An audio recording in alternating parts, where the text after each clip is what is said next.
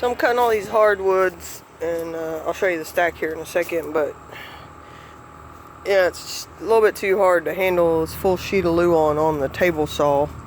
And what I'm doing is just ripping it exactly in half to where they're 4 feet a piece. Sorry about the sun. 4 feet section here and a 4 feet section here, and then I'll bring them back over here on the table saw and I'll rip them into my 6-inch pieces. There's one of my 6-inch pieces I'm actually putting to work. But I got 24 done, and I'll show you. I come to my full sheets I need to rip, and I just wanted to show you just a quick and easy way to make a fence or a guide if you need to use a circular saw and you want a perfect cut. If you don't want any kind of wavering or wiggling.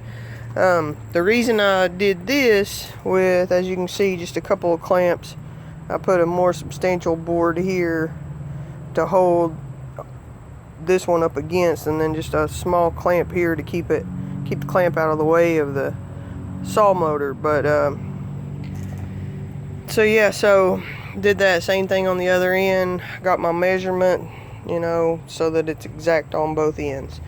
The reason I'm having to use that is because the slide fence here I'm using as my guide on the table saw, because the one that came with it, it's a lady Sony works with, is letting her borrow it, but that one has got some pieces missing, so the clamp doesn't work and it doesn't hold. So I've put our slide guide on here and clamped it down, and I didn't want to move that 6-inch mark because it's pretty aggravating. I had to take the foot, you can see the foot off of the slide because of the way this edge is beveled right here. So I got that on there, and I don't want to mess with it anymore. I got 24 cut, and I got 64 to cut all together. So I'm a third of the way there, I guess you'd say. But there's the stack so far. I mean, it just, I don't know, I guess just the hard work of it just makes it feel good. But I mean, it just looks so good just sitting here like a stack of hardwood, which is actually softwood, which will be hardwood by the time it's over with. Sony's been feeling a little under the weather, but she's over at the house coming up with some different paint kind of combinations. She can take a few different colors of paint and thin them out with water and make a whitewash sort of look, and just test that out and see how it does. But pretty excited about it. We're going to be just gluing them down onto the subfloor here with just some adhesive. Just going to smooth it on with a trowel, glue it down, and then go back and Bratnell them.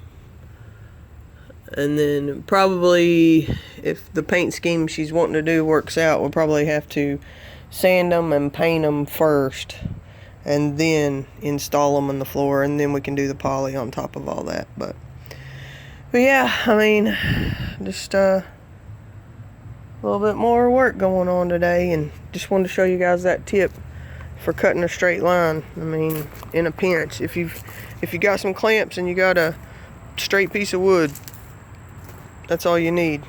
And just line up your saw and just slow and steady, just be like that, slow and steady, and down through there and get it ripped. And I got the handle fixed as well. That aluminum multi-use tape works for anything. But that's all for now. Check back for updates.